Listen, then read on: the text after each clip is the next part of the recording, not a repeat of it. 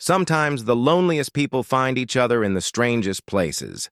It's super touching when two folks who thought love was over for them realize their hearts still have space to dream. In a little frontier town called Cedar Ridge, a new school teacher named Ellie Whitfield showed up with just her books and a big wish to help kids. There was also this huge cowboy, Thad Big Jack Calloway, who everyone knew for being tall and tough. When Ellie's first day at the old schoolhouse gets scary, Big Jack shows up and says something shocking. "You'll be yelling my name today." Out here, though, those words meant he'd keep her safe, not anything rude. What happens when two totally different people find out the kindest hearts are often hiding behind the roughest looks? Before we go on, tell us where you're listening from. And if you like this story, hit that subscribe button because I've got something extra cool for you tomorrow. Ellie Whitfield traveled 3,000 miles to get to Cedar Ridge, carrying only a worn-out bag, her teaching papers, and a heavy heart from a bad breakup back in Philadelphia. At 32, people called her a spinster, which used to hurt, but not as much now. 5 years ago, her fiancé, Thomas Hartwell, dumped her for a younger girl with more money. He even said in front of everyone that Ellie was too nerdy to be a good wife. The stagecoach dropped her off at the edge of a tiny town, just one dusty road with old wooden buildings leaning on each other. The air smelled like campfire smoke, horse saddles, and the wild, open prairie stretching past the last fence. Dr. Marcus Webb was the first to greet her. He was a kind older guy in his 50s who made Ellie feel welcome right away. "Miss Whitfield, I'm the town's doctor and sort of the mayor," he said. "We're so glad you answered our ad." Behind him was Martha Henley, the storekeeper's wife, with rough hands and a face worn by years of hard work. "Don't let Marcus make it sound easy, dear," she said. "This place will challenge you in ways you never thought. But if you're tough enough, you'll find good folks here worth fighting for." The schoolhouse was at the end of town, a small, beat-up building with cracked windows, a crooked door, and a roof patched with random shingles. Inside, the desks were broken, and dust covered everything like a gray blanket. But Ellie noticed a brass bell that should have rung to call kids to class. It was rusty and silent now with a frayed rope. Fixing that bell would be her first goal, a sign of hope for a town that seemed to have forgotten about learning. "The last teacher only lasted 3 weeks, Martha said, seeing Ellie's face. "Some city guy said the kids were too wild, and the parents too rough. He left after some bad guys shot out his windows." Dr. Webb patted Ellie's shoulder. "That was 2 years ago. Things are calmer now." "Calmer?" Martha laughed. "Samuel Hawk's been pushing folks to sell their land. Kids run wild without school, and half the men are too scared to stand up to his trigger-happy gang.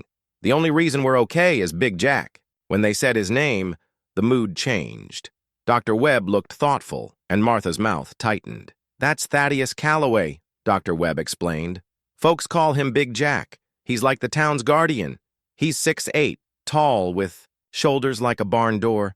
His dad was the first settler here and owned most of the land before he died. Don't think he's just a big guy," Martha added. "Jack's smart and kind, but he keeps it hidden. Problem is, he scares people when he talks, especially women." Ellie nodded, thinking that big, tough guys often have the deepest hurts. "And Samuel Hawk?" Ellie asked. The room got colder. Dr. Webb glanced at Martha. "He's a land grabber from back east," he said. "Showed up 6 months ago with papers claiming he owns half the county. He's been trying to buy the rest." He pointed to bullet holes in the schoolhouse wall. "Jack's the only one stopping him," Martha said. "But one guy can't protect everyone all the time. That's why we need you, Miss Whitfield. This town needs hope, and that starts with teaching our kids." Just then, heavy boots stomped on the porch. A huge man filled the doorway, so big he had to duck to come inside. Thaddeus Big Jack Calloway was exactly as described, massive, with a black hat shading stormy gray eyes. His long coat hid a gun belt, but when he took off his hat, showing dark hair with bits of silver, Ellie saw his huge hands hold it, gently. "Doc, Martha," he said in a deep, rumbling voice. When he looked at Ellie, she felt like he was sizing her up. "This the new teacher?" he asked. "Miss Ella Lanena Whitfield," Dr. Webb said. "Miss Whitfield, meet Mr. Thaddeus Calloway." Jack barely nodded. Miss Whitfield, you need to know this isn't Philadelphia or Boston. Books might save a kid's heart, but they won't stop bullets. Ellie stood taller, finding courage she didn't know she had. I know it's tough, Mr. Calloway. I didn't come 3,000 miles to run away from trouble. Something like surprise or respect flashed in Jack's eyes. Good. You'll need that grit. He turned to Dr. Webb. Hawk's men were near the Morrison place this morning. Check on them? Dr. Webb nodded and grabbed his medical bag. Miss Whitfield, Martha will help you settle in, he said. Jack paused at the door and looked back at Ellie. Miss Whitfield, if you hear gunshots or see riders coming fast, get to the root cellar behind the general store. Don't try to be brave, just run. After they left, Ellie stood alone in the dusty schoolhouse, surrounded by broken desks and lost dreams. But instead of feeling down, she felt something new, purpose. This town needed her, and maybe she needed them too. Martha stayed behind, watching Ellie closely. Jack likes you, she said. What? Ellie asked, surprised. In 2 years, he's never warned anyone but family like that, Martha said. Telling you where to hide means he thinks you're worth protecting. Ellie blushed. I'm sure he's just being practical. A dead teacher doesn't help the town. Martha smiled like she knew better. Keep telling yourself that, dear. But Jack doesn't make exceptions for just anyone. You might just change his life. As night fell, Ellie stood in the doorway of her new home, a tiny apartment above the general store, looking out over Cedar Ridge. Somewhere out there, Big Jack was checking on the town, a lone protector keeping everyone safe. She touched her mom's locket, the only jewelry she kept from her old life, and prayed for courage. Tomorrow was her first day teaching, the start of her new story in this wild, beautiful, dangerous place. What Ellie didn't know was that her arrival had already started something big, testing not just her bravery but her heart's ability to love again.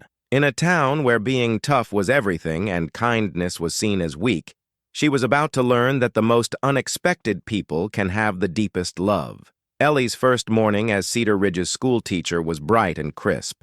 With fall sunlight streaming through the schoolhouse's cracked windows, she got there early, wanting to make a great first impression on her students and their parents.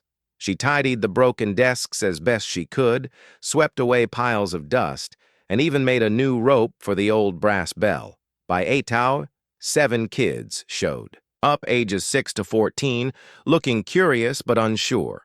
Ellie knew that look from Philadelphia. Kids who'd learned grown-ups often break promises.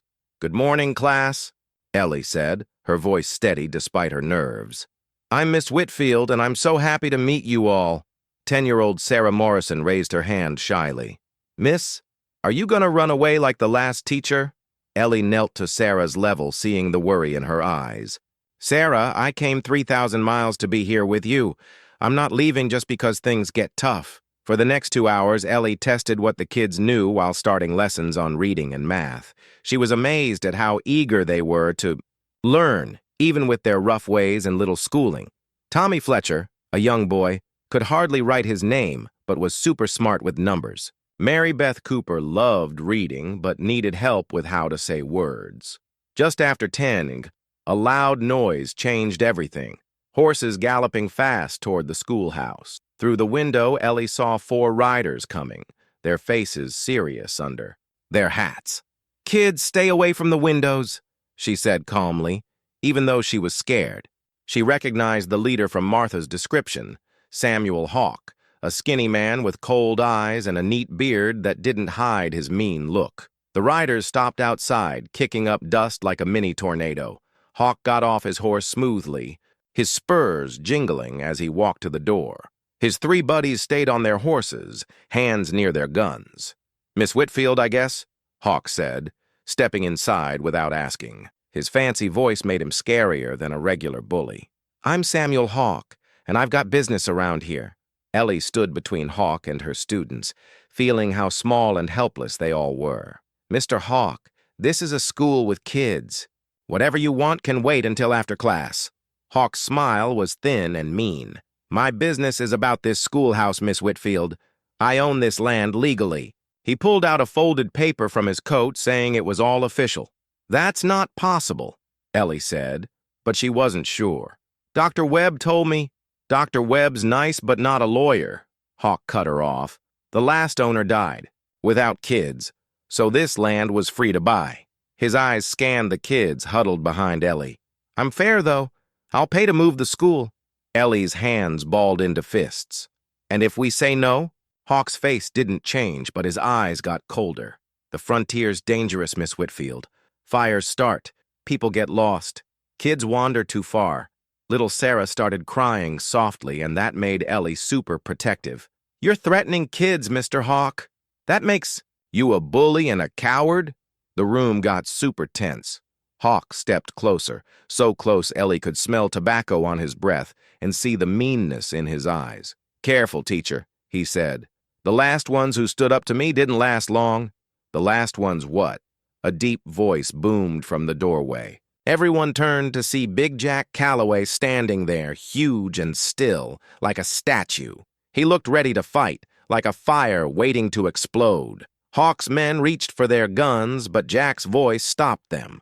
Don't try it, boys. My rifle's already aimed at you and my finger's itchy. Ellie looked past Jack and saw he wasn't kidding. 3 townsmen stood outside with guns pointed at Hawk's crew. Dr. Webb held a shotgun steady, and Martha's husband, Tom, gripped a rifle like a pro. Jack, Hawk said, acting calm, just telling Miss Whitfield about changes coming to Cedar Ridge. Changes? Jack stepped inside, making the room feel tiny. The only change I see is you scaring kids. That's a line you don't cross in my town. Ellie watched, amazed, as Jack moved smoothly for such a big guy, standing between her and Hawk like a human shield. Your town? Hawk laughed, sharp and mean. Jack, you're living in a dream. You got no real power, just what these scared farmers give you. I've got legal papers and big investors. You've got fake papers and hired thugs, Jack said, his voice low and dangerous. Like you had in Kansas before they kicked you out, and in Colorado before they wanted you arrested. Hawk's cool broke just a bit. You've been checking on me. I stay informed, Jack said, his eyes locked on Hawk. Now get on your horse and leave. Don't bother these kids or their teacher again. Think hard about whether you want to fight you can't win. The silence was super tense. Ellie could hear her heart pounding and feel the kids behind her. Hawk smiled again, and Ellie knew trouble was coming. Jack, Jack, Jack, he said, shaking his head like he was sad. You always fight with your fists, not your brain. You want to protect this pretty teacher and her kids? Fine. But I promise before today ends, she'll be screaming your name, in fear, begging you to save her from your stubborn pride. Ellie felt sick at Hawk's gross words, but Jack's reaction was scarier. He went super still, like a cat ready to pounce. You just made the biggest mistake of your life, he said quietly, his words sounding like a warning. Hawk's eyes widened, like he knew he'd gone too far, but he was too proud to back down. We'll see who's screaming by sunset, he said, tipping his hat to Ellie mockingly. Miss Whitfield, I hope you rethink my offer for the kids' sake. Hawk left, his spurs ringing like bells. His men followed, keeping hands near their guns until they were far from the school. After their horses faded away, Jack turned to Ellie, his eyes full of worry. Miss Whitfield, you okay? The kids? Ellie nodded, though her hands shook and she tasted blood from biting her tongue. We're fine, Mr. Calloway. Thank you. Jack knelt to the kids' level, still taller than most men. You kids did great staying calm. Now go home and tell your parents what happened. Tell them to stay close to town for a few days. As the kids left, talking excitedly, Jack stayed with Ellie. They looked at each other, understanding something big without saying it. Mr. Calloway, Ellie started, then stopped, unsure how to say she was scared. Jack, he said softly. After that, we can skip the formal stuff. Jack, Ellie said, hugging herself, suddenly cold. What he said about me screaming your name? He was trying to scare you, Jack said, his voice kinder than ever. Guys like Hawk use words like weapons to make you doubt. Don't let him win. Ellie nodded, still feeling cold. What now? Jack's face got serious. Now we get ready for a fight. In the days after Hawk's threat, Ellie learned fear could teach her things. It made her notice every sound outside the schoolhouse, every shadow by the windows, but it also showed her she was stronger than she thought. The kids came back the next day, all 7, plus 3 more whose parents decided school was worth the risk. Ellie saw that as a small win. She kept teaching like normal, though she checked the door more often. On the 3rd day, Jack started protecting her in his own way, without taking away her freedom. She was cleaning the schoolhouse after class when his big shadow filled the doorway. "Miss Whitfield," he said, taking off his hat, "can we talk about fixing up this place?" Ellie stopped sweeping, noticing how polite he was. "Of course, Jack. What needs fixing?" He stepped inside, moving carefully for such a big guy. "The window frames are rotting. Winter's coming and you'll need good glass to keep the cold out. And that roof," he pointed to water stains on the ceiling, "won't survive a big storm." Ellie looked at his face, noticing his gray eyes had bits of blue and silver, like stormy skies with lightning. His strong jaw had little lines that showed he could smile even if she hadn't seen it yet. "That sounds expensive," Ellie said. "I'm not sure the town already talked to Dr. Webb," Jack cut in gently. "The town will pay for materials. I'll do the work for free." Ellie felt warm inside, not just grateful, but something deeper. "That's so kind, Jack. But I can't ask you to."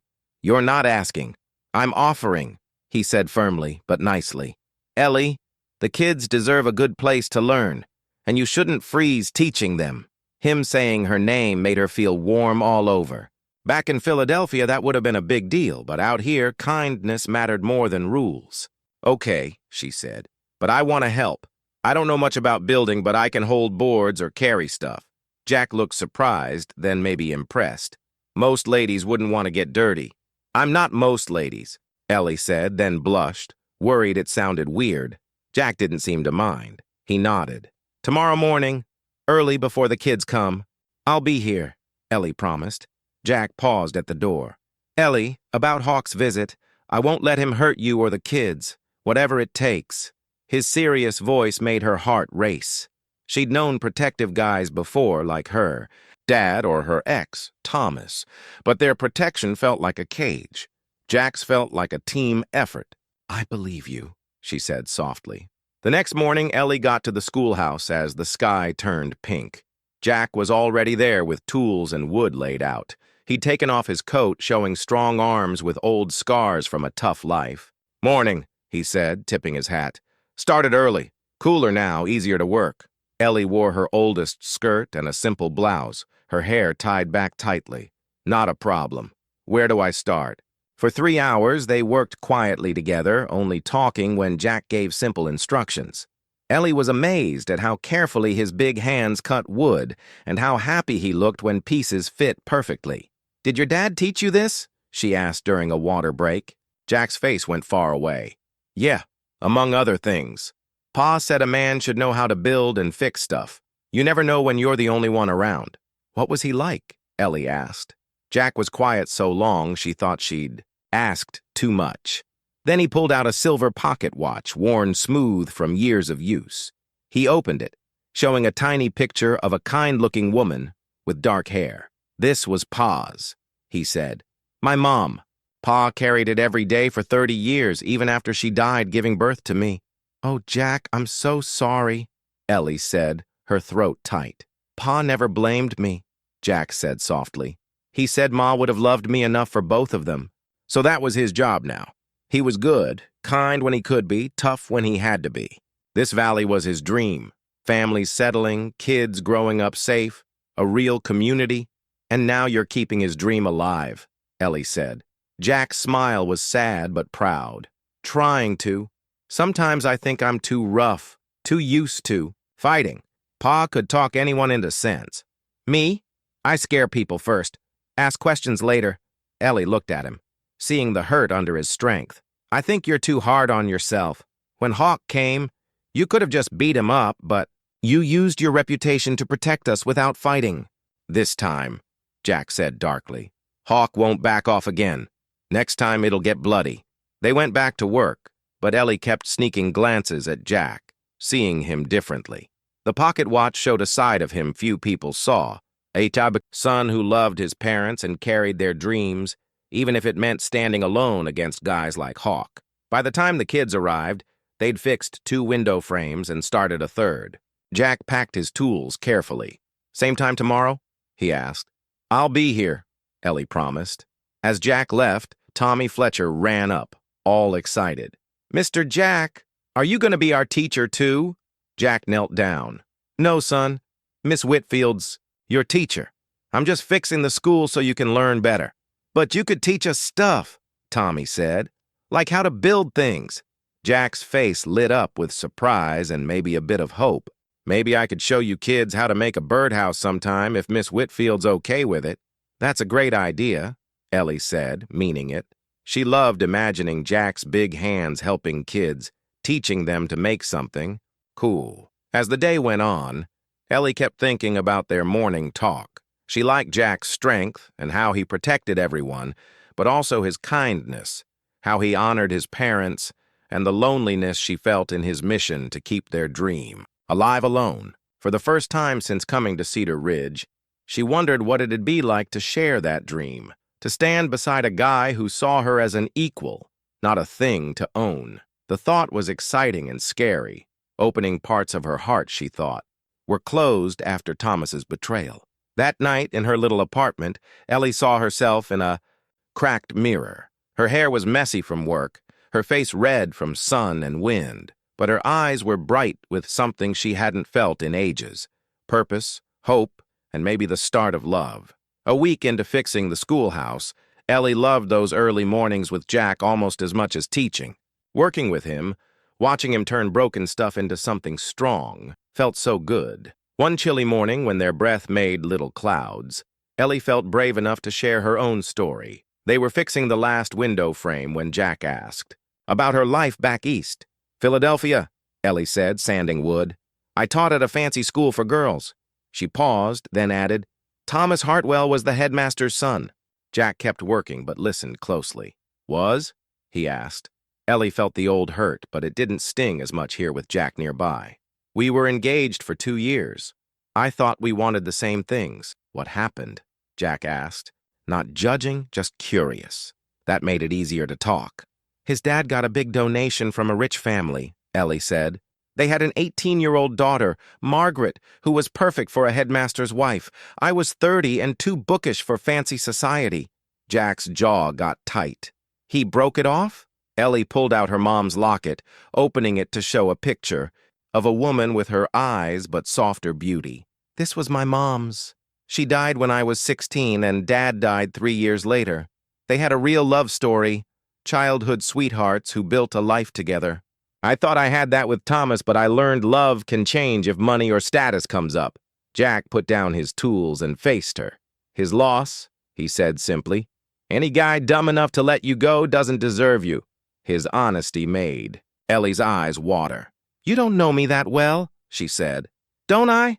Jack's gray eyes held hers. "I've seen you with those kids, making each one feel special. I saw you stand up to Hawk when you were scared. I've worked with you for a week, and you never complained, even with blistered hands. You could have stayed in Philadelphia, teaching at a nice school. Instead, you came here where life's tough. That tells me everything about who you are." Ellie felt something loosen inside her, like old knots coming undone. "Thomas said I was too nerdy, too stuck in my ways. He said I'd never fit in out here. Then he was a bigger fool than I thought," Jack said, smiling in a way that lit up his face. "Ellie, you've got more guts than half the guys here, and being nerdy? That's what this town needs. Someone who believes learning matters, who shows kids there's a big world out there." They went back to work, but something felt different. Ellie felt lighter, like sharing her story lifted a weight. Jack seemed less guarded, too, letting her see more of the real him. Later, while teaching geography, Ellie saw riders coming toward town. Her heart raced, but these guys weren't hawks. They rode confidently, not meanly. The leader was a tall, lean man with silver hair and a badge on his vest. A marshal. Help might finally be here. During lunch, Ellie found Jack talking too. The newcomers outside Dr. Webb's office. The man with the badge was talking seriously. Reports from 3 counties about Hawk forging papers and scaring people. We need someone to testify. Jack saw Ellie and waved her over. Ellie, meet Marshal Tom Brandon. Marshal, this is Miss Ellie Whitfield, our teacher. The marshal tipped his hat. Miss Whitfield, I heard you met Hawk. He threatened you and the kids? Ellie nodded. He came to the school, said he owned the land with legal papers, but they looked too new, like they weren't old enough to be real. The marshal and Jack shared a look. Sharp eyes, Miss Whitfield, the marshal said. We think Hawk's using fake papers, but he's careful not to leave proof. And most folks are too scared to talk. What do you need? Jack asked. Witnesses to testify in court and patience, the marshal said. Hawk won't sit still while we build a case. As the marshal kept investigating, Ellie walked with Jack back to the schoolhouse. The day was warm, and she'd taken off her shawl, feeling Jack close by. This could be the help we need, she said. Maybe, Jack said carefully, but cornered animals are the most dangerous. Hawk won't go quietly. They reached the schoolhouse, and Ellie faced him. Are you rethinking helping the marshal? Jack looked far away. Ellie, I'm not good with people like normal folks. I fix problems with force because it's what I know. When trouble comes, I turn into someone you might not like. Ellie stepped closer, seeing the doubt in his eyes. Jack, do you think I'm scared of you? You should be, he said quietly. When the fighting starts, I won't be gentle. I won't be the guy fixing windows or talking about my dad. I'll be someone who kills or gets killed. Ellie touched his hand, feeling its roughness. And after the fighting, will you still be the guy who carries his dad's watch and wants to teach kids to build birdhouses? Jack looked at their hands, like he was fighting a battle inside. I don't know, he said. It's been so long since I've been anything else. Ellie's heart hurt for this lonely man carrying so much alone. Then maybe it's time to find out. Before she could chicken out, she stood on her toes and kissed his cheek softly. It was quick and proper, but it hit them both hard. Jack froze, his eyes closing like he was memorizing it. When he opened them, Ellie saw hope in them. Small, but real. Ellie, he started, but she stepped back, shy about what she'd done. I need to get back to the kids, she said, her cheeks burning. She hurried into the schoolhouse, leaving Jack standing alone, touching where she'd kissed him. That night in bed, Ellie replayed it, wondering what she'd started. Jack's look, surprise turning to something deeper, made her excited and nervous. She was falling for him, and it didn't scare her like it should have after Thomas. It felt right, like the sun coming up. After years of loneliness, whatever came next, marshals, outlaws, or danger, she'd face it with Jack. The next morning, Ellie woke up nervous and embarrassed about the kiss. What was she thinking, being so bold? In Philadelphia, people would have freaked out, but maybe out here it was different. She wore her blue dress, which Martha said made her eyes pop, and took extra time with her hair. At the schoolhouse, Jack was there, but he seemed more careful, like the kiss had changed things. Morning, Ellie, he said, tipping his hat, but not quite looking at her. Good morning, Jack, she said, fussing with her books to hide her nerves. They worked quietly on the roof for an hour, and Ellie kept noticing how the light caught the silver in Jack's hair, and how gracefully he moved. During a water break, Jack finally brought it up. Ellie, about yesterday, I'm sorry if I was too forward, she said, blushing. Don't apologize, Jack said, setting down the water dipper. I haven't stopped thinking about it. His words warmed her heart. I'm not good at this. Talking to ladies, knowing what they want. Most women see me as scary or just a protector. You're the first who sees me. Ellie stepped closer, seeing his vulnerability. What do you see when you look at me? Jack's eyes held hers. Someone brave enough to travel 3,000 miles for a dream. Someone who stands up for kids even when she's scared. Someone who works hard and doesn't complain. Someone so beautiful it's hard to breathe. His words hit Ellie like a wave, leaving her speechless. No one had ever called her beautiful like that, with such honest feeling. Thomas's compliments were fake, but Jack's came from deep inside. Before they could say more, horses approached. Not Hawk's men, but Dr. Webb and Tom Henley. Jack! Ellie! Dr. Webb called, jumping off his horse. There's trouble. Hawk's men hit the Morrison place last night.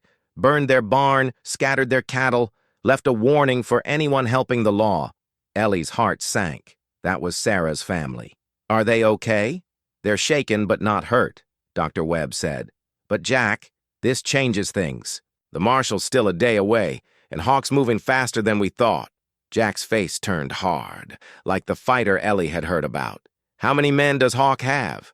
8, maybe 10, Tom said. All good with guns. And us? Jack asked. Maybe 6 guys will fight, Dr. Webb said. Others have families or businesses to protect. Jack thought fast, like he'd faced bad odds before. Tom, tell the Petersons and Fletchers to bring their families to town. Stay at the church or store. Doc, can you send word to the marshal? My boy's already riding to find him, Dr. Webb said. Jack turned to Ellie. Ellie, close the school for the week. It's not safe. No way, Ellie said sharply. These kids need to feel normal. If I close every time there's danger, I'm teaching them to be afraid. That's not why I came here. Jack looked frustrated. You're being stubborn. I'm being needed, Ellie said, standing tall. But I have an idea. Let's move school to the general store's back room or outside. It's public, harder for Hawk's men to bother us. Dr. Webb nodded. Smart. Keeps things normal but safer. Jack thought it over, torn between protecting her and respecting her. Fine, but you don't go anywhere alone. One of us walks. You everywhere. If trouble comes, get the kids safe and hide. Deal, Ellie said, though she didn't love the rules. As Dr. Webb and Tom left, Jack stayed with Ellie. Their sweet moment from earlier felt far away. Ellie, he said softly, what I said about you doesn't change, but you need to know what's coming. When Hawk strikes, people will get hurt, maybe killed. I can't protect everyone, and I won't be gentle. Are you trying to scare me away from liking you? Ellie asked. Maybe, he admitted. You've seen me fix roofs and talk about my dad. You haven't seen me do what I do to bad guys. Ellie took his hand, feeling its strength. Jack, your dad fought to protect this place, right? Jack looked surprised. He was peaceful. He was peaceful when he could be, tough when he had to be, Ellie said. Like you. Your kindness doesn't go away when you fight. It's why you fight. Jack looked vulnerable for a moment, then squeezed her hand. I hope you still think that when this is over. That afternoon, Ellie taught in the general store's back room, using Martha's table as a desk and crates for seats. It wasn't perfect, but it worked, keeping the kids learning despite the danger. She kept thinking about Jack's words, his love, his warning, his fear she wouldn't accept all of him. Thomas didn't like her independence, but Jack wanted to protect her right to be herself. That made all the difference. That evening, Jack walked her to her apartment. At her door, he paused. Ellie, I want to give you something. He pulled out a small wooden horse, carved with amazing detail. Ellie gasped, touching the smooth wood. Jack, this is so pretty. You made it? Started it a few days ago, he said, shy. Thought you'd like something to show, not everything. Here is rough. There's beauty if you look. Ellie held the horse close, touched by his effort. It's perfect. Thank you. Jack's real smile lit up his face. You're welcome. That night, Ellie put the horse by her bed, a reminder of Jack, the protector, the artist, the lonely guy finding courage to love. Tomorrow would bring more challenges, but tonight she fell asleep thinking of his hands, strong enough to fight, gentle enough to carve beauty, and maybe hold her heart if she trusted him. 3 days into teaching at the store, Ellie got used to the cramped space. The kids treated it like an adventure. Martha helped, adding frontier tips to lessons. During a class on state capitals, Tommy Fletcher tugged Ellie's skirt. Miss Ellie, there's men outside watching the store. They don't look nice. Ellie's heart froze, but she stayed calm. Kids, let's do quiet reading. Mary Beth, help the little ones with their alphabet books. She peeked through the curtains and saw 3 riders across the street, not hiding. 2 were Hawk's men. The third was a skinny, nervous guy with pale eyes. Ellie went to Martha in the main store. Martha, 3 guys are watching us. Martha kept working but looked tense. Tom's in the back. I'll signal him to get Jack. No, Ellie said fast. If they see us acting weird, they might move before help comes. Is there another way out? Root cellar. Martha said. Door behind the flour barrels goes to a tunnel Tom dug years ago. It comes out near the church. Ellie nodded, thinking fast. If we move the kids now, they'll see. Wait and act normal, Martha said. They're just watching for now.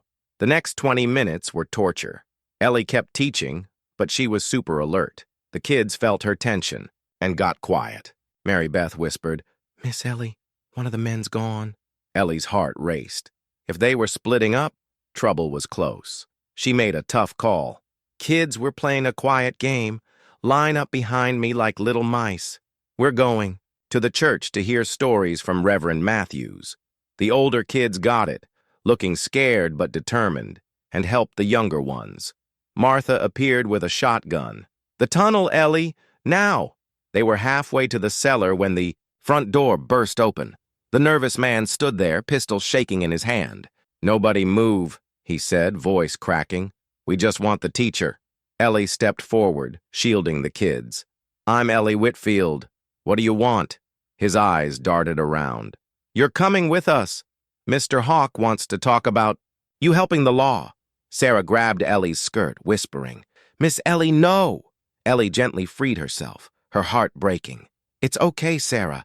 Remember being brave. Before the man could move, Martha stepped up, shotgun aimed at his chest. Mister, you picked the wrong store to threaten kids in. My Tom fought Apaches and I learned all his gun tricks. The standoff was super tense. Ellie heard the kids, scared breathing, and saw the man's shaky trigger finger. Then wood splintered at the front and Jack's voice cut through. Let them go. The man turned, and Martha hit him hard with the shotgun butt, knocking him out. Jack appeared, gun, drawn with Dr. Webb and Tom behind him, ready for trouble. Everyone okay? Jack asked, his eyes on Ellie. We're fine, she said, voice shaky. The kids are braver than most grown-ups. Jack softened, looking at the kids. You did great staying calm. Dr. Webb checked the unconscious man. He's alive but out. Let's tie him up and see what he knows. Jack nodded but kept watching Ellie. Where are the other two? Outside last we checked, Ellie said. This guy said Hawk wants to talk about me helping the law. Jack's face darkened. He's trying to get rid of witnesses before the marshal's case is ready. This won't be the last try. Martha took the kids to the back for milk and cookies. Jack moved Ellie toward the tunnel. You handled that well, staying calm. You probably saved lives. Ellie's hand started shaking as the fear hit her. I was so scared when he pointed that gun at the kids. Jack put his hands on her shoulders, warm and steady. But you didn't let fear win. You protected them first. That's real courage, Ellie. His eyes held something new, admiration and something deeper. Jack, Ellie said, I know we haven't talked about it, but he cut her off softly. Ellie, what I feel for you isn't something I can ignore, especially after seeing you in danger today. I can't imagine life without you. Ellie's breath caught. What are you saying? Jack cupped her face gently. I'm saying I love you, Ellie Whitfield. I love your bravery, your care for these kids, how you see possibilities where others see trouble. I love how you make me want to be the man my dad raised me to be, not just the fighter this town needs. His words hit her hard, leaving her speechless. No one had ever spoken to her like that, so open and real. Jack, she whispered, but Tom called out, Jack, riders coming fast. Hawk's crew, and they're mad about their friend. The moment broke. Jack turned back into the protector. All softness gone. Get everyone to the church, he ordered. Tom, take the kids and women through the tunnel. Doc, we'll hold them here to give you time. Ellie grabbed Jack's sleeve.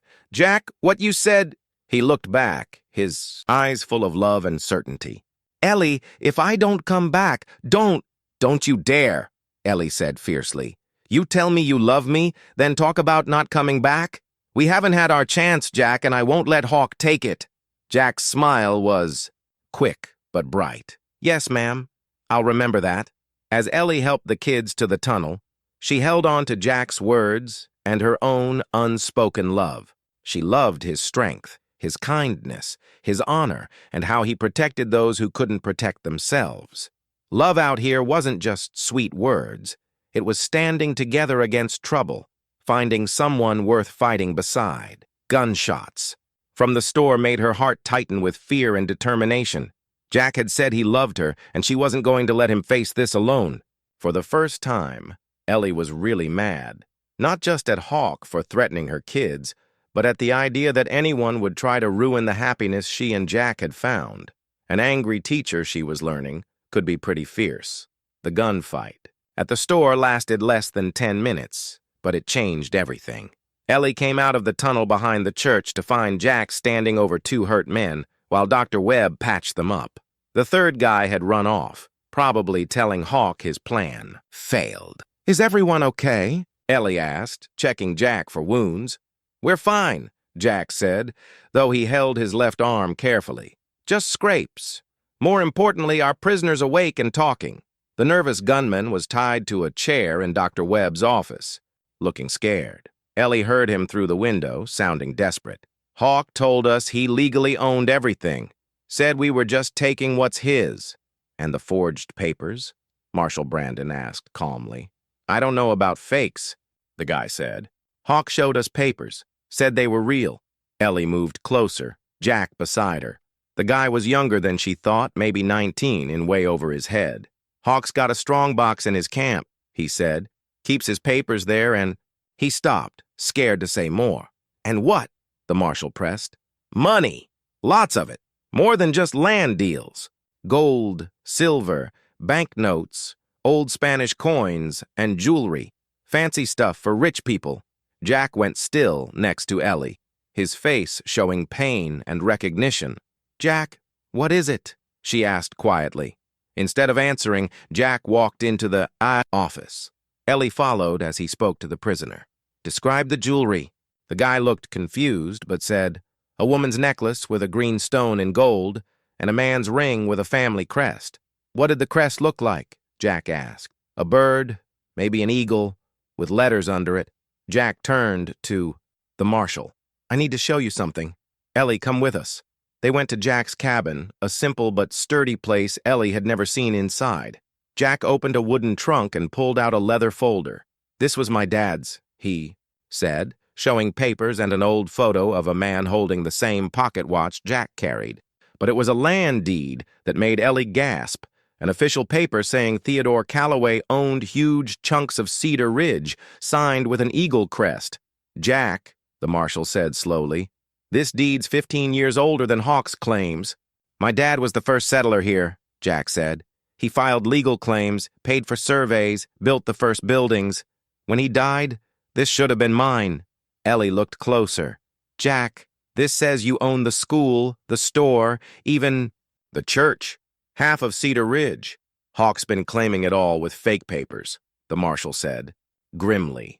Jack sank into a chair, looking tired. "I never pushed my claims because I didn't want to seem like a big shot. This was Dad's dream, a community where everyone thrives, not my kingdom." Ellie put the pieces together. "The jewelry that guy described, it was your parents', wasn't it?" Jack nodded. "Mom's emerald necklace and Dad's ring. They were buried with them behind the cabin. Someone dug up their graves." The thought made Ellie sick. Hawk wasn't just stealing land. He was robbing the dead. The marshal looked excited. "Jack, with these papers and the prisoner's story about stolen grave stuff, we can stop Hawk's land grab and charge him with theft and fraud. That's 20 years in jail." "There's more," Jack said, pulling out another paper. His dad's will, filed legally in Denver. Ellie scanned it, her heart sinking. "Jack, why didn't you tell anyone?" "I was scared," he admitted quietly. "Scared people would treat me like a landlord, not a neighbor. Scared they'd think I was just a rich kid pretending to be tough." The marshal folded the papers. "Jack, this could have saved a lot of pain. Hawk's been burning barns, scaring kids." "You think I don't know?" Jack's voice broke. "Every time his men hurt someone, I knew I could stop it with these papers. And I didn't." Ellie put her hand on his shoulder, feeling his guilt. "Why now?" she asked. Jack looked at her, eyes wet. "Because today, when I thought I might lose you, I realized Dad's dream wasn't about land. It was about protecting people he loved." He took her hands. "When that gunman aimed at you and the kids, I knew Dad would have used every tool to keep you safe." The marshal cleared his throat. "Jack, if you own most of Cedar Ridge, Every deal Hawk made, every threat, was based on lies. Those families were on your land all along. Ellie's heart sank again. Jack, the school, I've been teaching on your land without knowing. I never saw it that way, Jack said. The school's for the community, like everything. Dad built. The silence was heavy. Ellie struggled with the news that Jack wasn't just the town's protector, but its biggest landowner. Her independence felt shaky. Miss Whitfield, the marshal said kindly, this is a lot, but we need to act fast. Hawk will know his man didn't come back.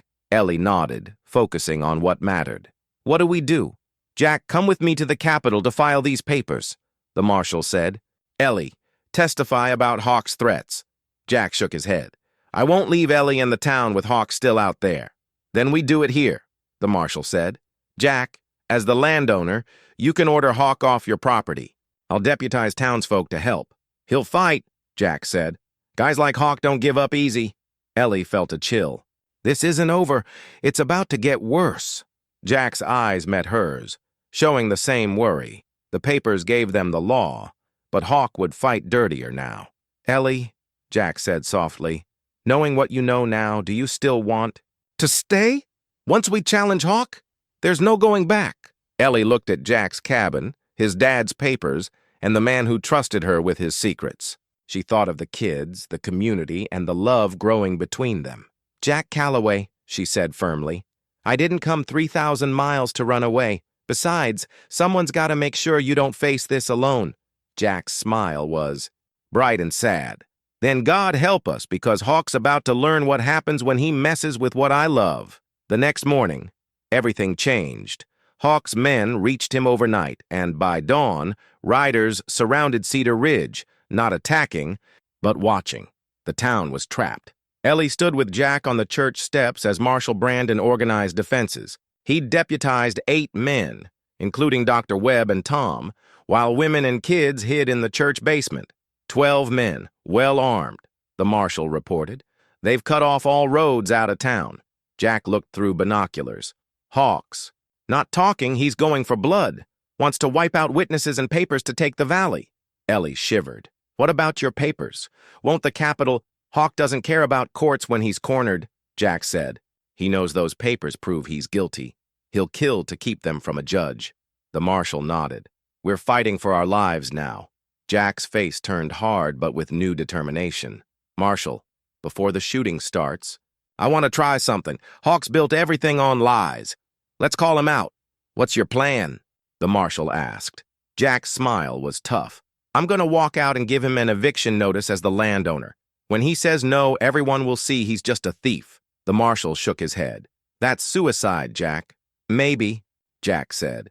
Or maybe he'll want to hear me out. Either way, it forces him to act. Ellie grabbed his arm, scared. Jack, you can't go alone. He'll kill you. Jack touched her hand gently. Ellie, you were right about my dad. He didn't avoid fights. He faced them to protect people. I have to do this. Then let me come, she begged. No, Jack said sharply, then softened. Ellie, I need you here. Keeping the kids calm. That's your fight. Your why. This is worth doing. Before she could argue, Tommy ran up. Mr. Jack, one of the bad guys is coming with a white flag. Everyone saw a rider approaching with a white cloth on his rifle. It was Hawk, sitting tall like he owned everything. Looks like he wants to talk, Jack said grimly. The marshal checked his gun. Could be a trap. Probably, Jack agreed. But it's a chance. He turned to Ellie, his eyes full of feeling. Ellie, before I go, I need you to know. These weeks with you have been the best of my life. You've shown me I can be a protector and a partner, that I don't have to be alone. Ellie's eyes burned with tears. Jack, don't talk like this is goodbye. Maybe it is, he said. But loving you was worth every risk. You gave me back my dad's dream, fighting for something bigger. Before she could answer, Jack kissed her, fierce and desperate, a promise and a goodbye. When they pulled apart, Ellie saw her love mirrored in his eyes. I love you too, she whispered. Come back, Jack, or I'll never forgive you. Jack's smile was bright. Yes, ma'am. As he and the marshal walked to meet Hawk, Ellie stayed on. The church steps, heart pounding. She watched them meet in the middle of town, Jack and the marshal for law, Hawk for greed. She couldn't hear them, but Hawk's cocky gestures and Jack's steady stance told the story. "They're talking," Martha said beside her. "Hawk's probably threatening, saying fighting's useless. Jack's giving him one last chance to leave," Ellie said, eyes fixed on them. After 10 minutes, Hawk rode back to his men and Jack and the marshal returned, looking serious. "Well?" Dr. Webb asked. "Hawk says my papers are fake," Jack said. "Claims he owns everything and wants us to give up by sunset." "Or what?" Ellie asked, scared. "He'll burn the town and kill anyone who fights," Jack said. "Says he's got legal backing from big shots back east." "He's lying," the marshal said. "But his men believe him, which makes them dangerous." Jack checked his dad's watch. 6 hours till sunset. Time to prepare. For hours, Cedar Ridge became a fortress. Jack used his militia skills to place defenders, board windows, and set up barricades. Ellie was sent to the church with Martha and the women to keep kids calm, but really to be a last defense. She took a rifle from Tom, glad for her brother's old shooting lessons. "Miss Ellie," Mary Beth asked, looking older than 12, "are we gonna be okay?" Ellie knelt. "Mary Beth, I can't promise nothing bad will happen, but every grown-up here will do everything to keep you safe. Sometimes, when good people stand together, they're stronger than they think." As the sun set, Ellie climbed the church's bell tower to watch. Hawk's men moved in, professional and scary, but Jack's setup was smart. Riflemen hidden, obstacles blocking paths, making the town a tough target. The church bell rang 6, say, and Ellie saw Jack step into the town center, rifle ready, moving like he was okay with whatever happened. He wasn't just defending, he was making himself the main target to protect others. "You stubborn, brave man," Ellie whispered, her heart full of love and fear. The sun hit the mountains, painting the sky red and gold, like the blood that might soon spill. Hawk's men closed in like wolves. The battle for Cedar Ridge, and Ellie and Jack's future, was starting. The first shots came as the sun vanished. Gunfire lit up the dusk like deadly sparks. Ellie watched from the tower, scared but proud as the town fought back. Hawk's men attacked from 3 sides, but Jack's plan worked. Hidden shooters caught them in crossfire, horses panicking. As bullets flew, Jack moved smoothly, his dad's rifle firing with precision, protecting everyone. But Hawk's men were good, adapting fast. Ellie saw 2 of them sneak toward Dr. Webb's spot by the bank, forcing him to run toward the church. "Miss Ellie," Martha called, "Dr. Webb's hurt." Ellie climbed down to find Webb bleeding from his shoulder, but tough. "Clean shot. Missed the bone," he gasped. "But they're hitting the east side hard. Tom's about to be overrun." Ellie saw flashes getting closer to the church. "Martha, get the kids to the cellar," she ordered, her voice strong. "All of them." "What about you?" Martha asked. Ellie checked her rifle. "Someone's got to guard the windows." "Ellie, you can't." "I can and I will," Ellie said, fear clawing her chest. "These kids are my job, and I won't." "Let Hawk's men touch them." As Martha took the kids, Ellie watched the street from the main window. She heard Jack's voice giving orders, but shadowy figures were sneaking closer to the church. A man appeared by the store, rifle ready. Ellie aimed and shot, hitting his shoulder. He stumbled back, cursing. Her shot drew attention. Bullets, shattered.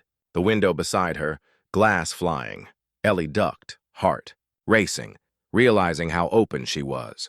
Footsteps creaked at the church door. "Anyone in here?" a rough voice called. "We know you've got wounded.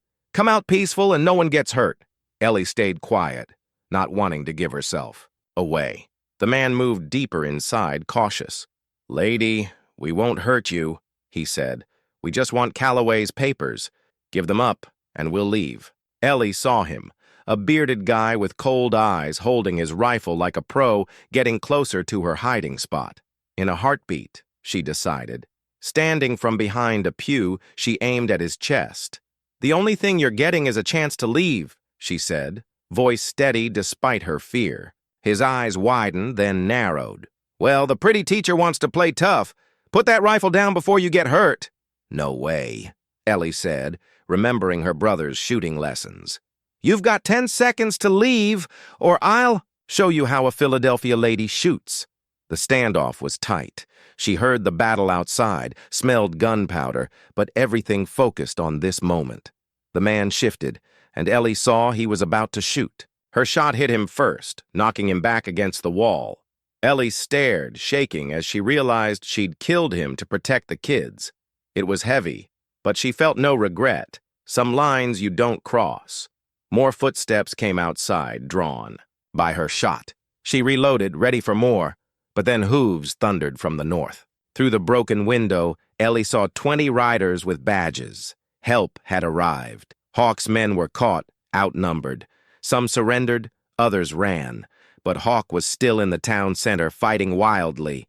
Jack moved toward him, ready for the final showdown. Ellie watched from the church as Jack and Hawk faced off in the street. The marshals had stopped the big fight, but this was personal.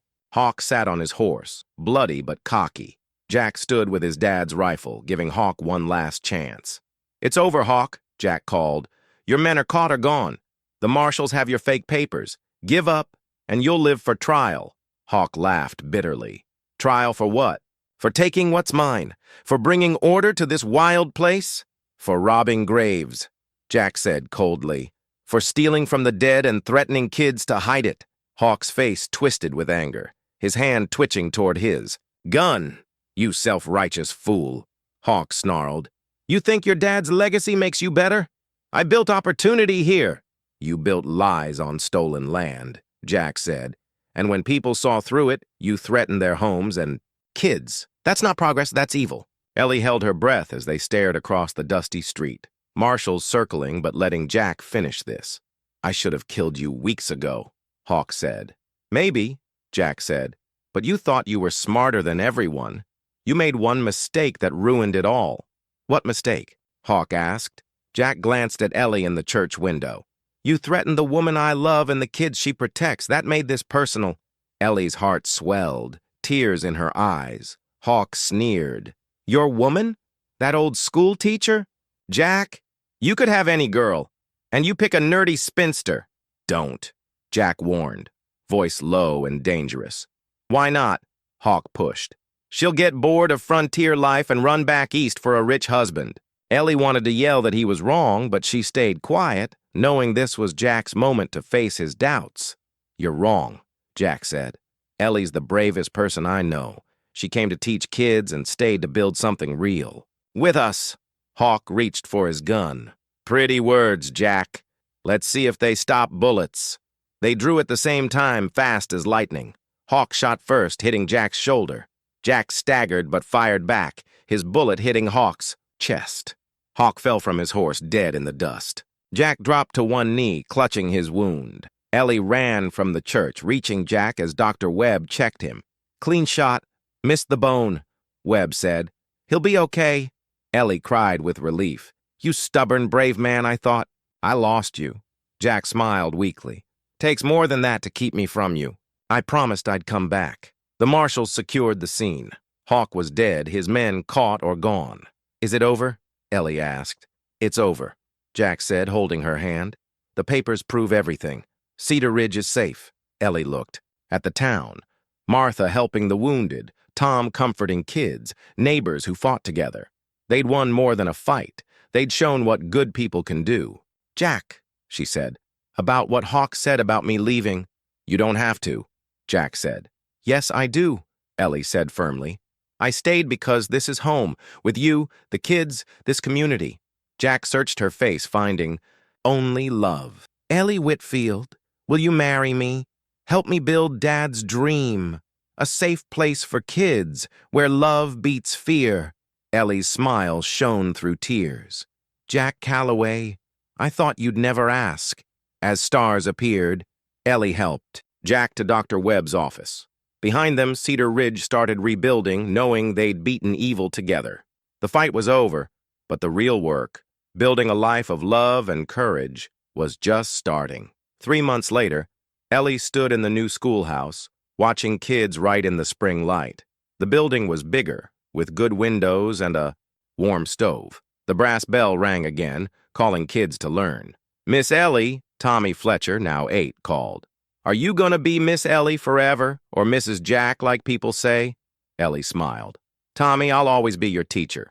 But in 2 weeks I'm marrying Mr. Jack, so I'll be Mrs. Calloway. The kids cheered, and Ellie rang her desk bell to calm them. Cedar Ridge had changed since Hawk's defeat. With Jack's ownership clear, new families came, and a doctor, nurse, blacksmith, and more set up shop.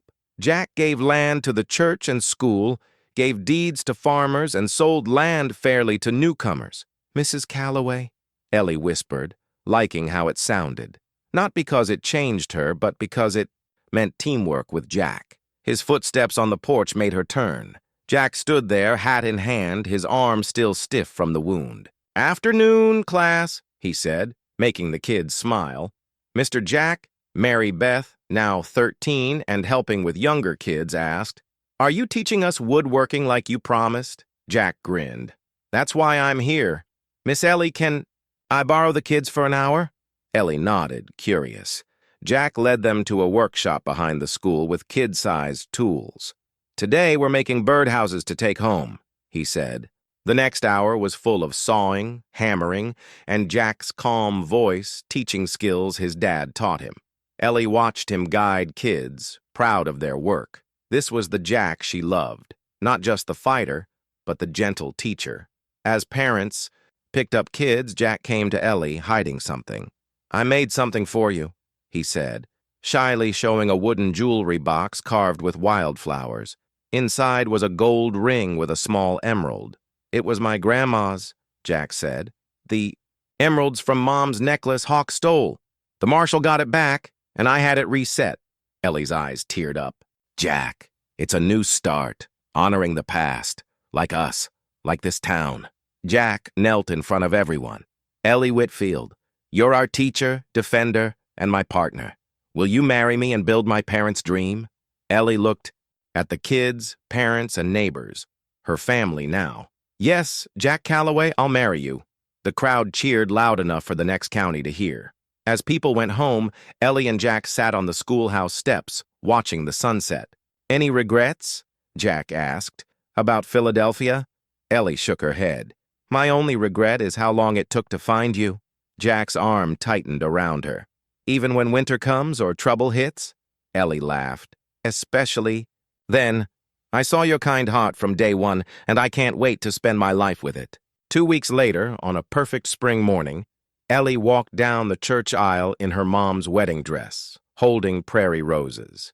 Jack waited, wearing his dad's watch, his face glowing with love. Reverend Matthews married them, and the town celebrated with pies, whiskey, and dancing till midnight. In Jack's cabin, now bigger for their life together, he carried Ellie inside. She saw the wooden horse on the mantel, the schoolhouse bell outside, and her emerald ring. Mrs. Calloway, Jack said softly. How's that sound? Perfect, Ellie said, touching his face. Everything about us is perfect. Outside, Cedar Ridge slept under stars. The school bell gleamed, ready for new kids. In the cabin Theodore Calloway built, his son and Ellie started a life of love, courage, and belief that the best things are worth fighting for. Sometimes lonely people find each other in unexpected places, and when they do, they learn love isn't just standing together, it's becoming your best self for someone. That's what Ellie and Jack found in Cedar Ridge, not just love, but a chance to build something beautiful. One day, one lesson, one brave act at a time.